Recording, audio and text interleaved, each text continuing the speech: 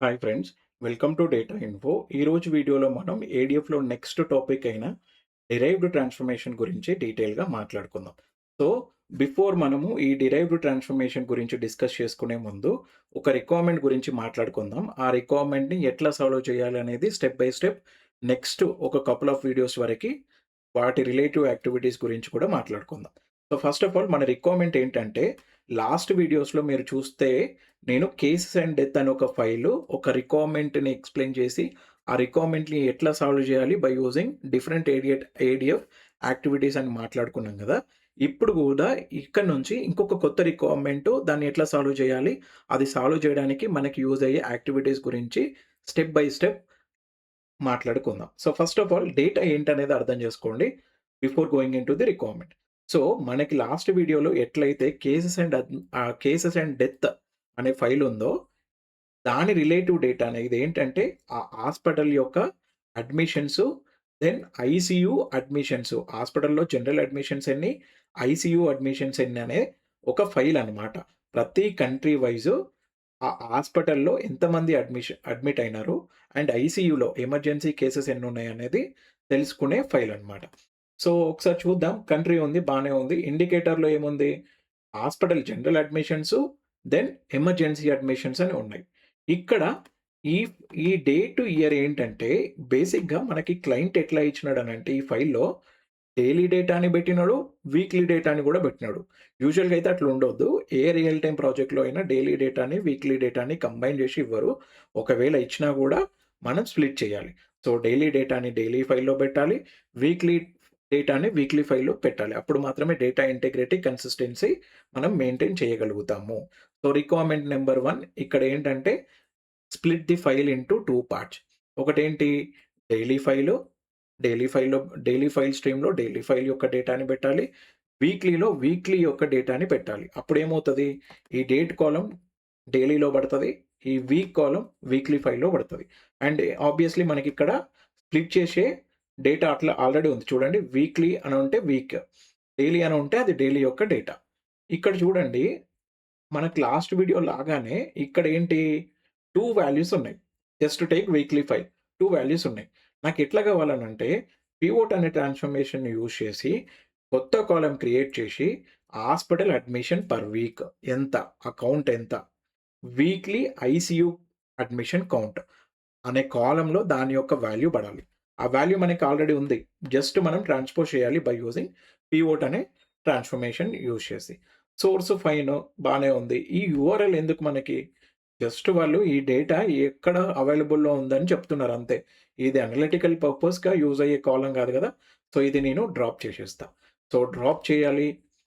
కాలమ్స్‌ని transpose చేయాలి. Aggregate చేసి పెట్టాలి. ఫైన్. దెన్ డేటాని స్ప్లిట్ చేయాలి. బానే ఉంది. ఇంకొకటేంటంటే నాకు ఈ వీక్ ఫైల్‌లో వీక్ ఉంది, బానే ఉంది. బట్ ఆ వీక్ యొక్క start date, end date populate చేద్దామనుకుంటున్నా. ఎందుకు? చూడగానే వాళ్ళకి అర్థమైపోతది. ఓకే, ఈ వీక్‌కి సంబంధించిన డేటా అని. ఇక్కడ చూస్తే నంబర్ ఉంది, బానే ఉంది. బట్ నాకు start date, end date of this particular week కావాలి. అట్లాంటప్పుడు మనకి ఇక్కడ డిరైవ్ చేయగలుగుతామా? లేదు. అందుకని నేనేం చేస్తాననంటే, నా దగ్గర బిజినెస్ క్యాలెండర్ ఉంది. బిజినెస్ క్యాలెండర్ ప్రతి ఒక్క కంపెనీకి ఉంటది. ప్రతి ఒక్క ప్రాజెక్ట్‌లో మనకి ఇట్లా డేట్ అనే ఒక మాస్టర్ డేటా ఉంటది. బై యూజింగ్ దిస్ మనము ఇక్కడ ఉన్న రిక్వైర్మెంట్‌కి సంబంధించిన డేటా దీని నుంచి పుల్ చేసుకోగలుగుతాం. ఫర్ ఎగ్జాంపుల్ ఇక్కడ ఏముంది చూడండి. డిమ్‌కి అంటే డేట్, ఇది ఇంకొక ఫార్మాట్‌లో ఇంకొక స్టైల్‌లో ఉంది. ఇయర్ ఉంది, మంత్ ఉంది, డే ఉంది, డే నేమ్ ఉంది, డే ఆఫ్ ఇయర్ ఉంది. ఇక్కడ చూడండి ఇంపార్టెంట్ కాలమ్. ఆ ఇయర్‌లో ఆ వీక్ నంబర్ ఉంది. ఇది ఇంపార్టెంట్ కాలము. దెన్ మంత్ నేము, సమ్ అడిషనల్ ఇన్ఫర్మేషన్ కూడా ఉంది. మనకు కావాల్సిన కాలమ్స్ ఏంటి? ఇయర్ ఉంది, వీక్ ఆఫ్ ఇయర్ ఉంది. చూడండి, ఇయర్ ఉంది, వీక్ ఆఫ్ ఇయర్ ఉంది. ఇది నేను కస్టమ్‌గా క్రియేట్ చేయాల్సిన కాలమ్. ఎందుకు ఈ కస్టమ్‌గా క్రియేట్ చేస్తావు? నాకు పక్కన ఫైల్‌లో జాయినింగ్ కాలము ఇట్లనే ఉంది. ఈ వీక్‌కి సంబంధించిన స్టార్ట్ డేట్, ఎండ్ డేట్ తీసుకొని రావాలి. అప్పుడు నేనేం చేస్తాను? ఇక్కడ ఇదొక గ్రూపు, ఇదొక గ్రూప్. ఈ గ్రూప్‌కి సంబంధించిన స్టార్ట్ డేట్ ఎంత? ఇది. మిన్ డేట్. మాక్స్ డేట్ ఎంత? ఇది. ఏ గ్రూపు ఐయామ్ టాకింగ్ అబౌట్? ఈ కాలము, ఈ కాలమ్. Year of week. ఈ రెండిటి మధ్యలో ఉన్న start, and end min, max, min, max ఈ గ్రూప్ మధ్యలో. అట్లా చేస్తే నాకు ప్రతి వీక్‌కి స్టార్ట్ డేట్ ఏంటి, ఎండ్ డేట్ అని వస్తది. Min, max. Then I need to create one virtual column. ఇది ఫైల్‌లో లేదు. ఇది ఫైల్‌లో లేదు. నేను క్రియేట్ చేస్తున్నా. ఏంటి? Year, week, join column. ఏంటి? 20 ఇయర్ అనే కాలమ్‌ని పాపులేట్ చేసి కంకాటనేషన్ ఆఫ్ హైఫన్ డబ్ల్యూ అన్నిటికి ఉంది కదా! Then number week of year. Week of year అనంటే ఏముంది? 0, 1 ఇది వర్చువల్ కాలమ్‌లో పాపులేట్ చేయాలి. బానే ఉంది. వర్చువల్ కాలమ్ పాపులేట్ చేస్తున్నాం. మరి ఏడీఎఫ్‌లో ఎట్లా చేస్తావు? ఎట్లా చేస్తావనంటే, బై యూజింగ్ డిరైవ్డ్ ట్రాన్స్‌ఫర్మేషన్. దాని దగ్గరికొద్దాం. ఒకసారి మళ్ళా రిక్వైర్మెంట్ ఎక్స్‌ప్లెయిన్ చేస్తాను. రిక్వైర్మెంట్ క్లియర్‌గా ఉంటేనే మనకి డిరైవ్డ్ ట్రాన్స్‌ఫర్మేషన్ గాని, నెక్స్ట్ వచ్చే యాక్టివిటీస్ కానీ అర్థమవుతాయి. So, try to spend more time on the understanding the requirement. Requirement అర్థమైతేనే మనకి ఏదన్నా అర్థమవుతది. సో, ఇక్కడ చూడండి హాస్పిటల్ అడ్మిషన్ డేటా ఉంది. కంట్రీ కాలమ్ ఉంది. ఇండికేటర్ ఉంది. డేట్ ఉంది. వీక్ ఉంది. వాల్యూస్ ఉన్నాయి. సోర్స్ ఉంది. బానే ఉన్నాయి. యూఆర్ఎల్ అనే కాలమ్‌ని రిమూవ్ చేస్తాం. అదొక రిక్వైర్మెంట్. నెక్స్ట్ ఏంటి? డేటాని 2 పార్ట్‌లుగా డివైడ్ చేయాలి. Weekly data, then daily data. బానే ఉంది. ఇంకొక రిక్వైర్మెంట్ ఏంటి? కంట్రీ అనే కాలమ్‌ని యూజ్ చేసి నీకొక లుకప్ ఫైల్ ఉంటది.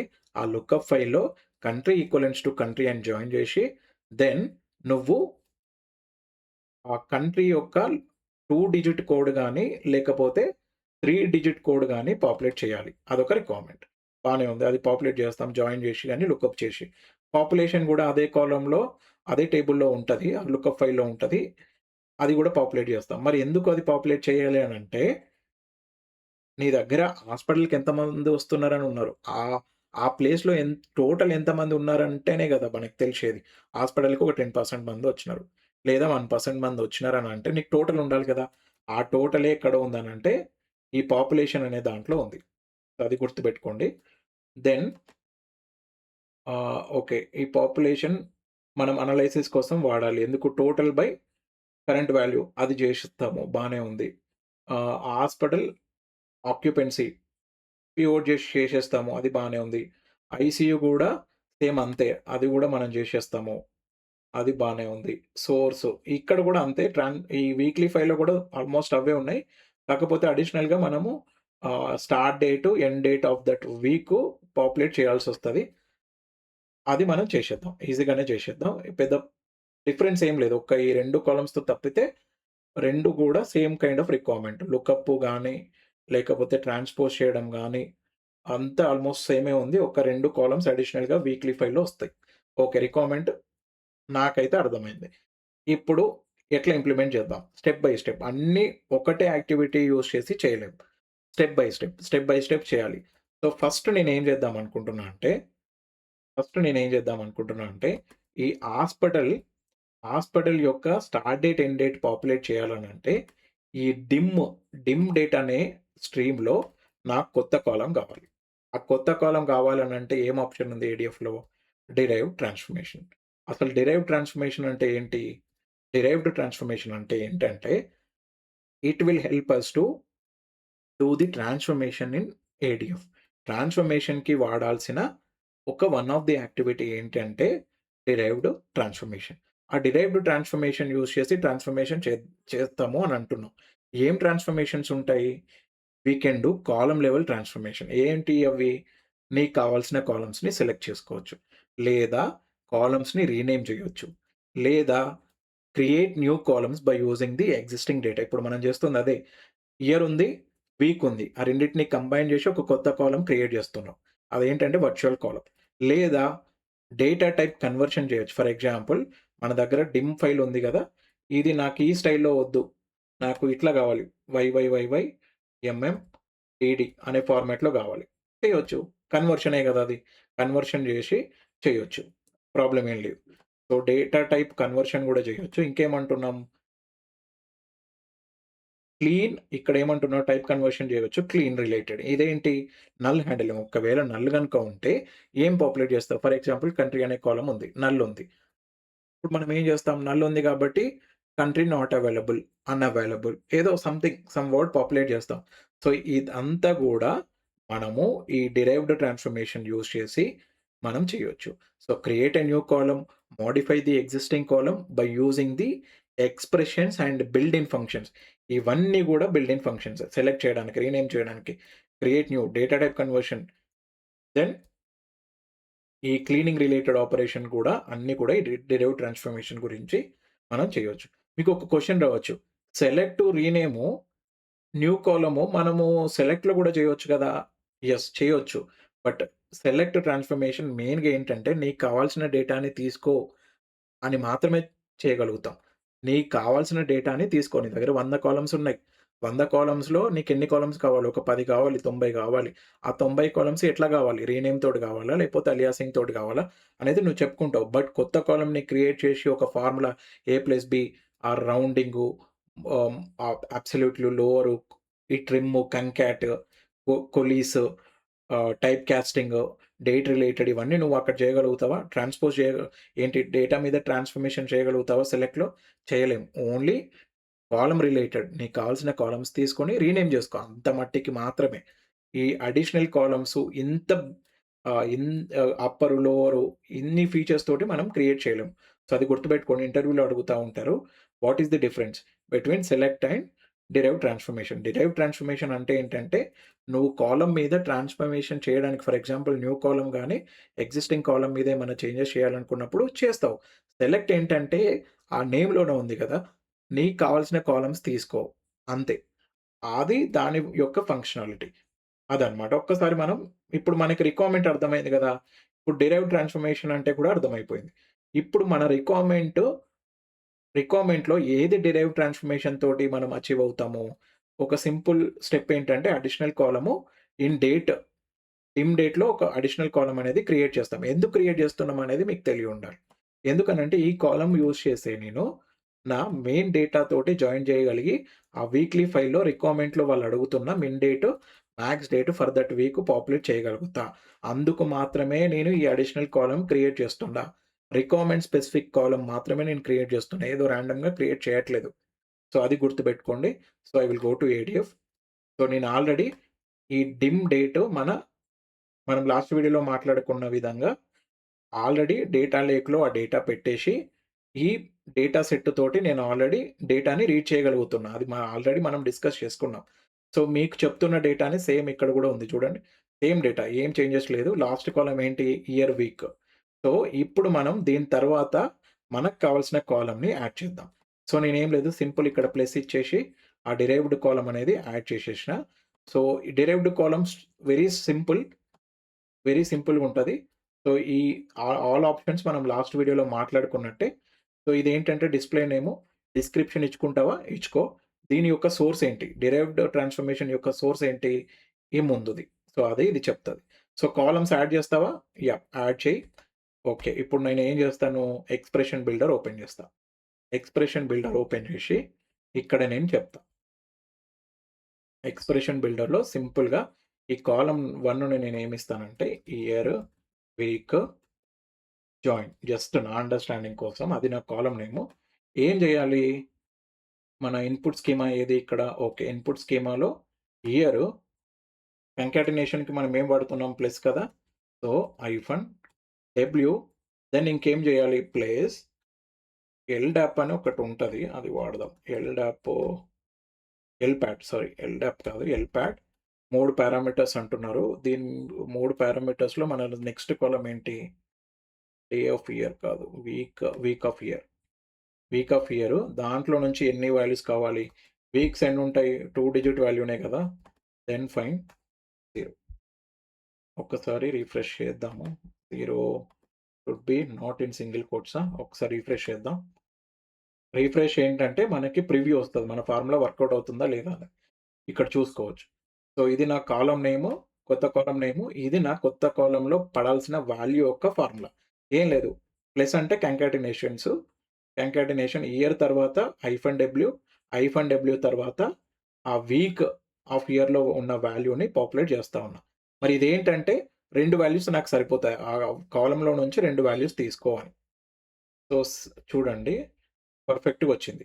ఈ లాస్ట్ 0 ఏంటంటే 2 డిజిట్ మనం తీసుకుంటున్నాం కదా! ఇప్పుడు 1 అనే ఉంది. 1 గాకుండా నాకు కన్సిస్టెంట్‌గా 10, 11, 12 అట్లా ఎట్లా 2 డిజిట్ వస్తాయో 0 కొడతా ఉన్నా. ఒకవేళ 2 వాల్యూస్ గాకుండా 1 వాల్యూ ఉంటే దాని ముందు 0 యాడ్ చేస్తున్నా. అది ఇదనమాట. సో, అంతే 2 డిజిట్స్ ఉంటే ప్రాబ్లమ్ ఏం లేదు. 10 తర్వాత మనం యాజ్ ఇట్ ఈస్‌గా పాపులేట్ చేస్తాం. ప్రాబ్లమ్ ఏం లేదు. బట్ కన్సిస్టెంట్‌గా ఉండడానికి నా కాలమ్‌లో లెంత్ కన్సిస్టెంట్‌గా ఉండడానికి 10 అంటే 2 డిజిట్ కదా! 11 అన్నట్టు 2 వాల్యూస్ ఉన్నాయి. 52 అన్న 2 వాల్యూస్ ఉన్నాయి.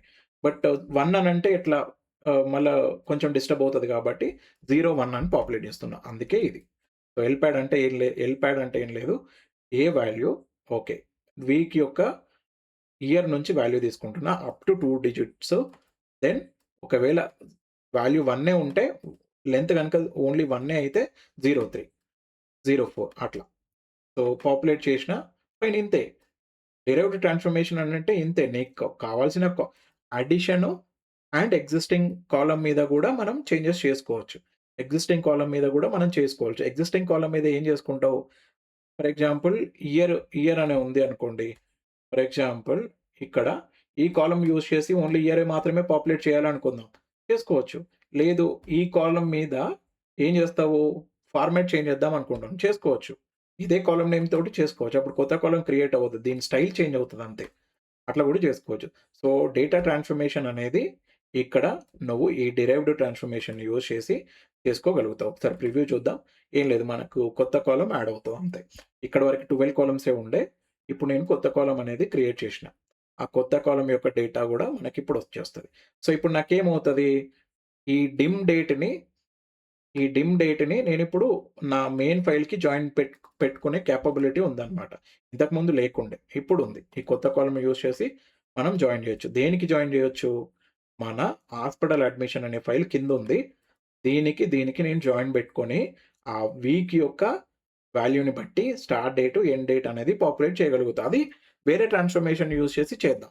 బట్ ఇప్పటి మట్టికి మీకు అర్థమవ్వాల్సిందేంటంటే, డిరైవ్డ్ ట్రాన్స్‌ఫర్మేషన్ యొక్క యూజ్ ఏంటి? డిరైవ్డ్ ట్రాన్స్‌ఫర్మేషన్ వల్ల మనకొచ్చే బెనిఫిట్స్ ఏంటి? సో, ఏం లేదు. డిరైవ్డ్ కాలమ్ ట్రాన్స్‌ఫర్మేషన్ అంటే ఏం లేదు. Create a new column or modifying the existing column by using the built in functions. ఇప్పుడు నేనేం కొత్తగా ఏం ఫంక్షన్ క్రియేట్ చేయలేదు. ఎగ్జిస్టింగ్ ఫంక్షన్స్ ఎల్పాడో లేపోతే కంకాటినేషన్ యొక్క ఫీచర్స్‌ని యూజ్ చేసి మాత్రమే నేను కొత్త కాలమ్ అనేది చేషిన. సో, ఏమేం జేస్తావు? నువ్వు string related functions lower, upper, trim, concat, mathematical relation column 1 plus column 2, column 1 into column 2 అట్లాంటివి గూడా నువ్వు జేసుకోవచ్చు. డేట్ కన్వర్షన్ ఇప్పుడు మనం జేసింది ఆల్‌మోస్ట్ డేట్ రిలేటెడ్‌దే గదా! టైప్ కన్వర్షన్ ఒక డేటా టైప్ నుంచి ఇంకొక డేటా టైప్‌కి మార్చొచ్చు. నల్ డేటా ఉంటే అన్‌నోన్ ఆర్ 0 అట్లాంటివి గూడా నువ్వు పాపులేట్ చేసుకోవచ్చు. సో, నీకు కావాల్సిన కాలమ్స్‌ని సెలెక్ట్ చేసుకొని రీనేమ్ జేసుకోవచ్చు. న్యూ కాలమ్స్ క్రియేట్ చేయొచ్చు. డేటా టైప్ కన్వర్షన్ చేసుకోవచ్చు. క్లీన్ అండ్ స్టాండర్డైజేషన్ అనంటే ఇట్లా ఏదన్నా జంక్ క్యారెక్టర్స్ ఉన్నా, నల్ వాల్యూస్ ఉన్నా మనం హ్యాండిల్ చేయొచ్చనమాట. So, thank you for watching this video. Next వీడియోలో మన రిక్వైర్మెంట్ ఇంకా ఎట్లా సాల్వ్ చేయాలనేది చూద్దాం.